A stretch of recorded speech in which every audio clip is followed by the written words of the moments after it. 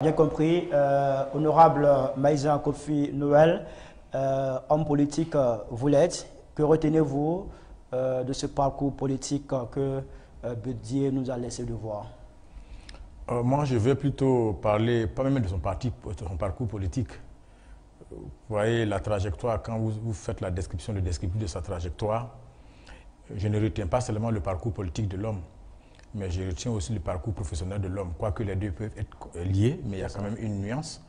Je dois dire que le président Bédié a eu un parcours excellent. Il a eu un parcours brillant, mais comme l'a indiqué l'honorable, il a rencontré quand même à un moment donné de sa trajectoire, à 26 ans, et un homme, Félix Houphouët-Boigny, qui a eu confiance en lui. Et je pense que toute la trajectoire que la carrière du président Bédié a connue après a été la rencontre que le président Houphouët-Boigny a eue avec lui. Elle s'est dit quoi? Elle s'est dit que s'il n'avait pas rencontré Houphouët-Boigny, il n'aurait pas eu tout ceci? Il y a eu un déclic. Je considère que cette rencontre du président Houphouët avec l'ambassadeur de Côte d'Ivoire aux États-Unis, qui était le président Bédié, a été un déclic. Donc dans la vie de tous les jours, dans la vie tout court, il faut toujours quelqu'un qui vous tende la main. Et je pense que cette rencontre-là a été déterminante. Mais pourquoi elle a été déterminante? Parce que le président Houphouët, en rencontrant un ambassadeur jeune, a décelé des qualités en lui.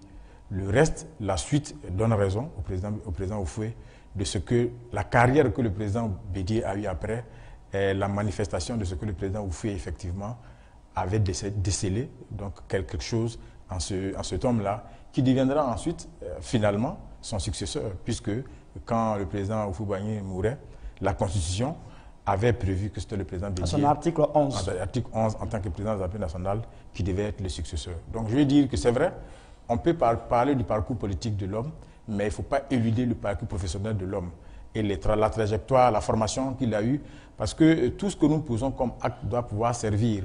Et il faut reconnaître que l'homme a eu un parcours, une trajectoire estudiantine, une bonne trajectoire estudiantine, qui a été sanctionnée par des diplômes et qui a facilité son insertion dans la vie et qui a fait de lui l'ambassadeur qu'il est devenu et au final le président de la République qu'il a été.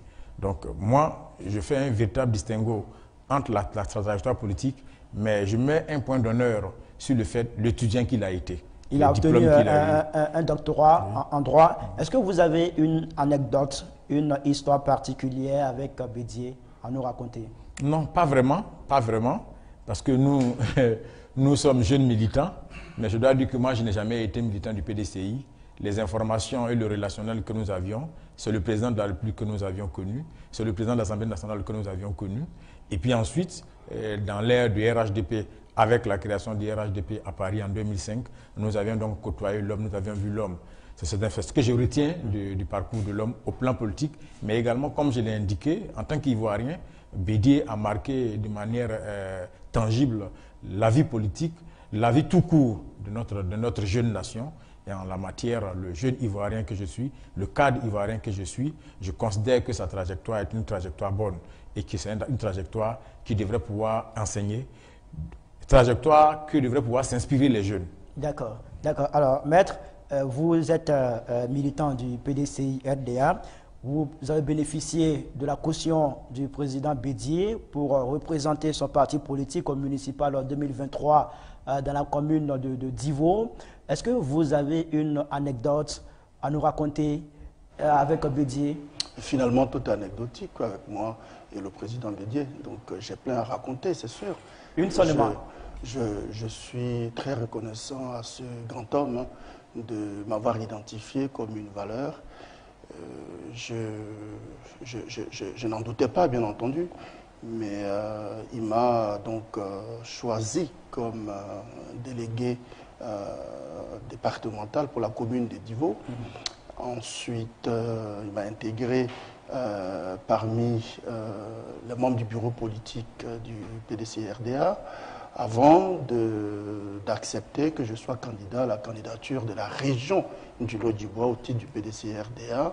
Et finalement, c'est à la commune de Divo que je suis présent comme candidat pour être le futur et le prochain maire de la ville de Divo. Alors, toutes ces anecdotes, parce que ça n'est... La dernière fois que vous avez échangé, Bédié et vous, c'était quand? La dernière fois que j'ai échangé avec le président, ça remonte à 1 mois et demi, chez lui à la maison, autour du bureau politique qu'on avait tenu à Daoukro.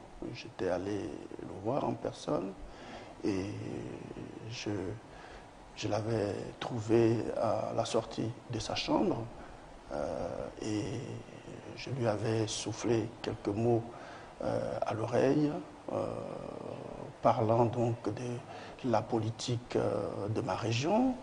Et ensuite, j'ai eu un tête-à-tête de près de 15 minutes avec lui pour lui donner des garanties et des assurances sur le bon déroulement de la situation politique de la région du Lodjibois. Et il était très, très, très enchanté, il était très intéressé. Et comme d'habitude, quand il me voit, il est toujours très, très, très impressionné de voir que les jeunes loups que nous sommes, on est autour de lui et qu'il peut nous faire confiance. Mais la meilleure anecdote, c'est vraiment le jour où je le rencontre pour lui annoncer mon adhésion au PDC-RDA. Ce jour-là, en effet, j'étais accompagné de la ministre Léopoldine Kofi, qui est en charge des 7 régions de l'Ouest au titre du comité politique. Et donc, comme c'est sa zone de compétence politique, elle m'avait accompagné chez le président pour me le présenter. Et puis, en me présentant, elle a dit au président, voilà, un leader d'opinion, un de vos fils qui décide de se mettre au service du parti, à votre service. Et le président était très emballé, très enchanté, très agréablement surpris, et il demandait à chaque fois à la ministre Kofi, mais il était où celui-là? À chaque fois qu'elle parlait, il bondissait, il rebondissait sur son siège, et il disait, mais il était où? Mais il était où? Il a répété ça au moins 3 fois. Et à la fin, son directeur de cabinet a fini par me confier que le président, lorsque je suis sorti de là, il a fait ce commentaire très, très positif à mon égard. Et moi, naturellement, je ne m'y attendais pas. C'est la première fois que j'ai pris le micro à sa résidence pour m'adresser à la presse, pour dire qu'en effet, je choisissais de déposer mes valises au PDC-RDA. D'accord, c'est bien noté. Alors, on va parler des faits d'armes du président politique, du président Bédié au niveau politique. Honorable Meizan, selon vous, quels ont été les faits d'armes politiques du président Bédié? En fait d'armes, je vais plutôt parler des faits marquants qui ont jalonné son parcours politique. Il y en a eu beaucoup de bons et il y en a eu également des moments d'amertume. Je dois dire que l'un des faits qui a été les faits marquants, qui a été un des détours, c'est son accession au pouvoir avec le décès inattendu du président Houphouët-Boigny. Et la Constitution avait prévu que c'était le président Bédié qui prenait. Et c'est comme ça que le président Bédié est arrivé au pouvoir. Et on a eu la gouvernance, je crois qu'il a fait 6 ans. Mais ce qui a été un des tournants, j'allais dire un tournant négatif, c'est le coup d'État de 99. Pourquoi négatif? Mais parce que c'est un coup d'État, c'est l'arrêt de la démocratie. Et on ne peut pas, dans aucun pays au monde, on ne fait la promotion des coups d'État. Dans aucun pays au monde, la voie d'accession au pouvoir, c'est par la voie des urnes. Et donc le président Bédié avait été élu.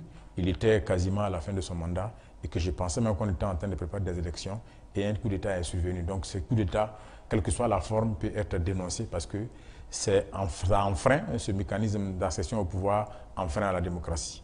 Et on a vu tout ce qui a suivi et tout. Finalement, ça a été une période traversée du désert. Le président Bédié s'est exilé. Le PDCI, son parti politique, a connu des moments de turbulence. Mais il faut dire que l'un des faits marquants aussi, c'était l'avènement, le retour du président Bédié, mais surtout la mise en place, et moi en tant que militant du RHDP, c'est ce qui me marque, c'est la mise en place du RHDP à Paris, avec la divergence qu'il y a eu entre le président Ouattara à l'époque avec le président Bédié, mais 2 grands hommes ont pu mettre derrière eux le passé et se mettre ensemble pour créer un grand creuset qui était le RHDP, qui a conduit le pays, qui se sont mis en alliance à partir de 2005 jusqu'aux élections de 2010, et qu'après le président Bédié qui a accompagné dans le cadre de l'alliance, parce que c'est ce qui avait été prévu, que tous les candidats du RHDP à l'époque, parce que RHDP, groupement politique, allaient aller aux élections, et que celui qui arriverait en pole posture, les autres allaient l'accompagner dans la campagne. C'est ce qui a été fait. Le président Bédié est arrivé en 3e position. Il a soutenu et accompagné le président Ouattara, qui à la suite a été président de la République. Et ils ont continué l'aventure jusqu'à ce qu'en 2018, je crois, il y a eu une divergence. Voilà, une divergence née de la volonté du président Ouattara de faire en sorte que le RHDP, groupement politique, devienne un parti politique. Et je pense qu'ils ne se sont pas entendus. Mais ça n'a pas entamé la fraternité, parce que vous ne verrez jamais le président Ouattara appeler le président Bédié par son nom. C'est toujours cher aîné. Donc ce sont des faits qui sont des faits marquants. Et je pense que le président Bédié, qu'on le veuille ou pas, est un acteur politique important et qu'il a marqué. C'est pourquoi tout à l'heure, je n'étais pas d'accord avec son parcours politique. Non, il faut associer son parcours politique avec son parcours professionnel. Parce que très souvent, on veut éluder. Et je pense que c'est ça. Parce que nous, les jeunes, c'est ce qui doit pouvoir nous accrocher. Parce qu'aujourd'hui, on a la recherche de modèles. On a la recherche de modèles et le président Bédié en est un, au regard de sa trajectoire professionnelle, mais également au regard de sa trajectoire politique. Alors, maître, le président Bédié, il a à son actif plusieurs faits politiques marquants, comme l'a signifié l'honorable Maïsan Kofi. Mais est-ce qu'il y a aussi des moments de regret dans ce parcours politique de Bédié? Naturellement, toute activité humaine a son revers. Donc, le président Bédié fut un homme, un être humain, je voulais dire, et dire qu'il n'a pas de défauts, ce serait le sublimer à la hauteur de Dieu, ce qui n'est pas normal, évidemment. Ce que moi je sais, c'est que le président Bédié était une sommité de la gestion des hommes. Vous voyez, une association, lorsqu'elle est créée, elle a peut-être un nom sur l'échiquier. Et puis, la deuxième année déjà, on commence à avoir les signes d'essoufflement. Les gens commencent à ne plus cotiser. On accuse le président, on accuse les trésoriers. Et ça en est terminé, voyez-vous. Le PDCI a 77 ans. On n'est pas dit 78 ans, si je ne me trompe pas. Il a fallu des hommes, des compétences, de la sagesse, de l'endurance, de la performance. Le président Bédié, pour avoir maintenu le PDCI au niveau où il est aujourd'hui, est un homme exceptionnel. Vous savez, la machine, on peut la dompter, on peut la régler, on peut la graisser, lui faire faire ce qu'on veut. L'homme, l'être humain, très difficile à manipuler. Donc, le président Bédié était un leader de haut vol, qui sait ouvrir le débat quand il faut et fermer quand il faut. D'accord, on va fermer donc cette première partie de l'émission qui était consacrée au parcours politique auquel on va associer le côté professionnel. Voilà, c'est donc fini pour cette première partie. On va parler dans quelques instants de son héritage politique durant tout ce parcours. Qu'est-ce qu'il a laissé à la Côte d'Ivoire avant de partir?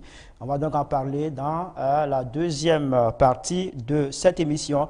Mais ça sera juste après ce micro-trottoir qui a été réalisé par nos reporters Traoré Adama et Afri Zawi. Des Ivoiriens, des populations d'Abidjan se sont prononcés sur le décès de Bédié. Bédié est un homme fort. Bon, il a marqué la Côte d'Ivoire, donc vraiment nous pleurons cette perte. Nous sommes touchés, nous sommes endeuillés, que tu sois FPI, tu sois PPAC, tu sois RHDP. Vraiment, nous sommes vraiment tous touchés par cette perte cruelle. Le président Bédié, c'est un grand homme de paix, qui a fait beaucoup pour la Côte d'Ivoire et surtout pour l'Afrique. Je me souviens bien en 1993 quand Félix Houphouët-Boigny, le père de la nation, est décédé. Et il a pris le pouvoir, il est resté au pouvoir jusqu'en 1999. Le pays était toujours en paix. C'est quelqu'un qui a bâti le pays dans la paix.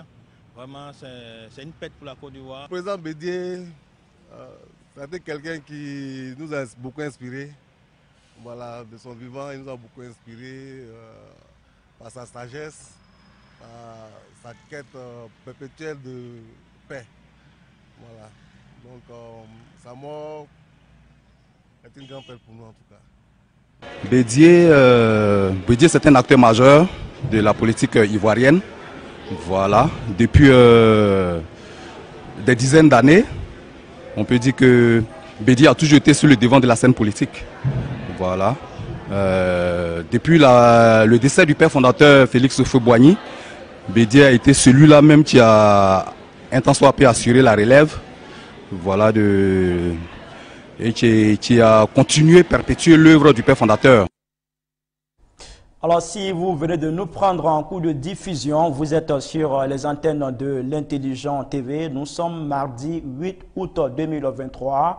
Il est actuellement, je crois, 17 h et quelques minutes. Nous sommes sur ce plateau pour justement rendre hommage à l'ancien président ivoirien Henri Konan Bédié. Et là, nous allons aborder la deuxième partie de cette émission, l'héritage politique de Bédié.